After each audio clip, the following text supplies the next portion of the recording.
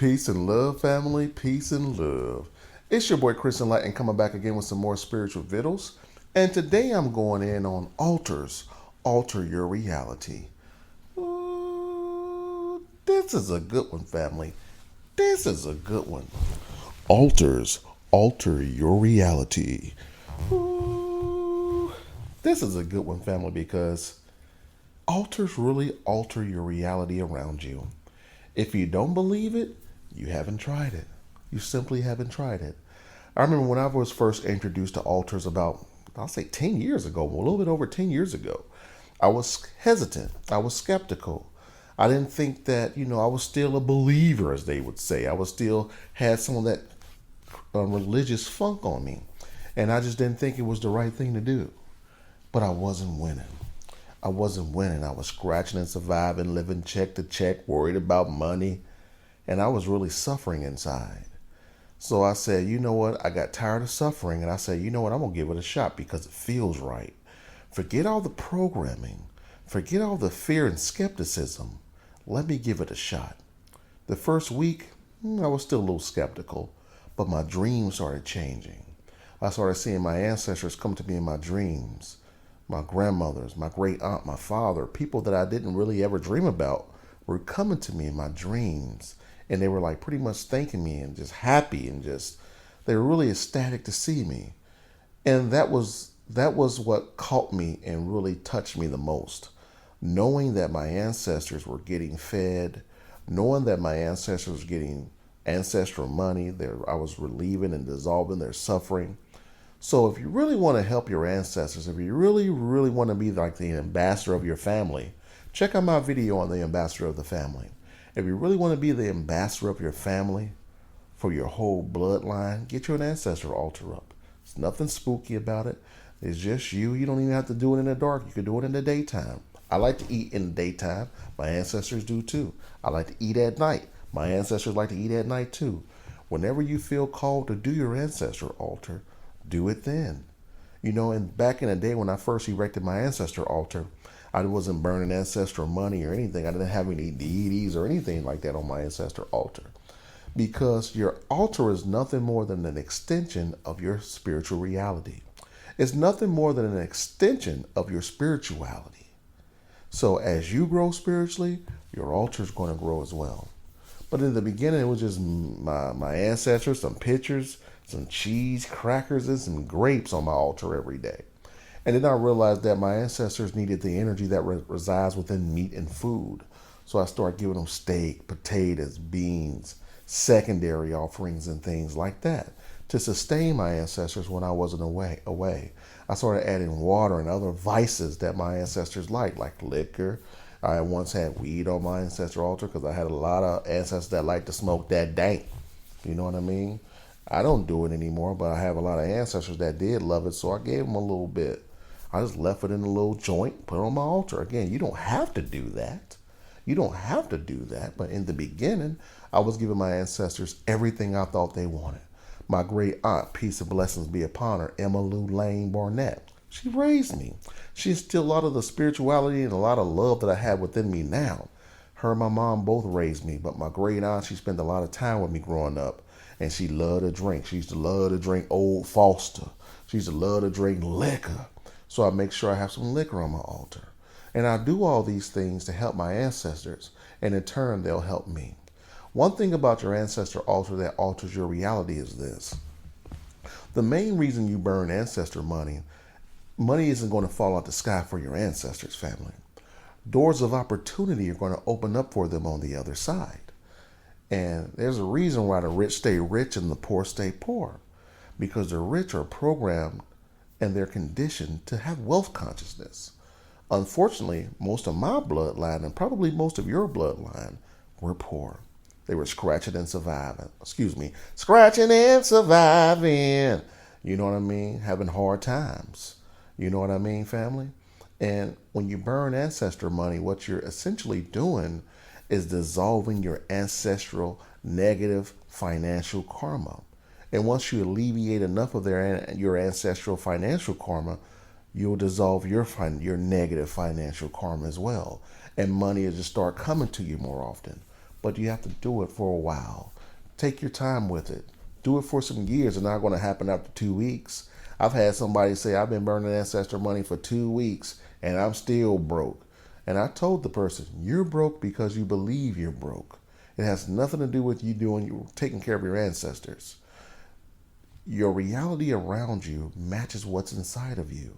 If you feel as if you're wealthy, it doesn't matter if you have money or not. It's the wealth consciousness that makes money flow through to you. And that changes when you have your ancestor altar as well.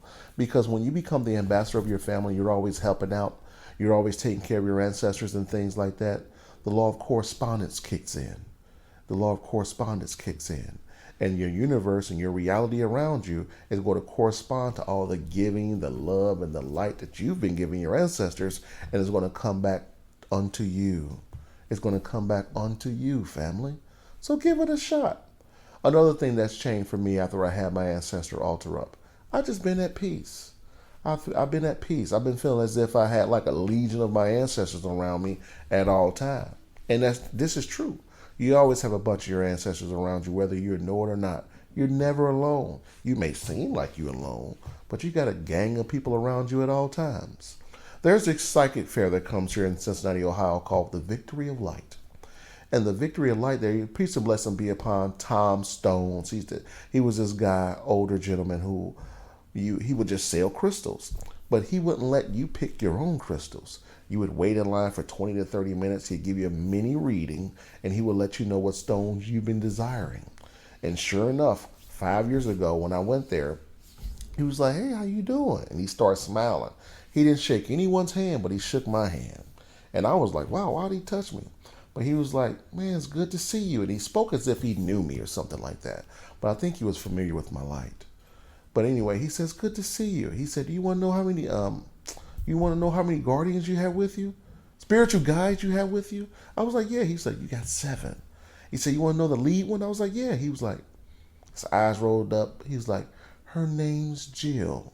So whenever you want your ancestors to do something for you, ask Jill to get everybody together and she will. And every night I'm at my ancestor altar, I always give thanks to Jill and another one of my spiritual guides that I'm aware of that was told to me. So that's that altered my reality as well, connecting with the unseen that's been around me forever. And most of your your spiritual guides, they follow you from lifetime to lifetime. They know you better than you know yourself. But when you connect with them, you reconnect with who you once were. Okay, family? Having your ancestor altar helps you reconstruct the tapestry of your reality around you. If you're tired of suffering, if you're tired of not being happy, if you're tired of living check to check, if you're tired of suffering, if you're tired of not winning, you're just sick and tired of being sick and tired, it's time to try something new, family. Try something new. How long are you going to wait for this miracle to happen without making any moves? It doesn't work like that, family. Your ancestor altar is here to help you like you're here to help them. That's your goal. If you've been drawn to this video, no matter, this is 2019 right now, no matter what time, year frame this is in, you were drawn to this video for a reason, family. And it's time for you to set your ancestor altar up. Don't stand on the white wayside, by side, whatever they call it. Don't stand waiting. Start doing. Become more of a doer.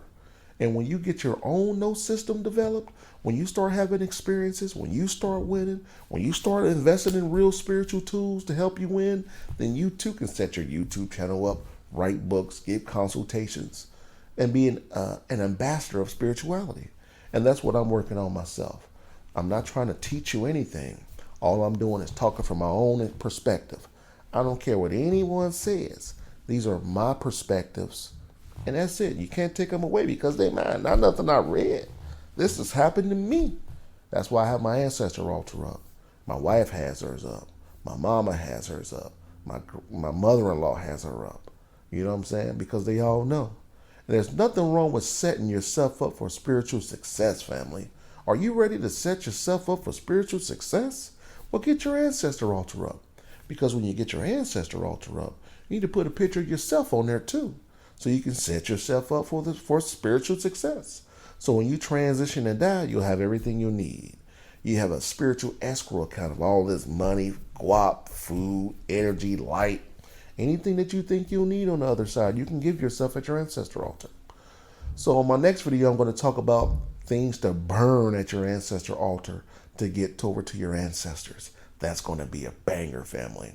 So on that note, family, it's your boy Chris Enlightened. Go out to Amazon.com and support me by supporting my books, The Enlightened Talk, Poverty Consciousness, Wealth Consciousness, and my latest banging book, Dissolving Your Limitations. Dissolving Your Limitations is selling like hotcakes, because there's some things in there that's going to help you dissolve all your self-imposed limitations that's preventing you from winning, family.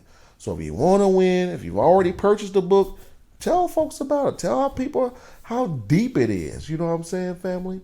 But on that note, it's your boy Chris Enlightened, and I'll catch you next time. Winning!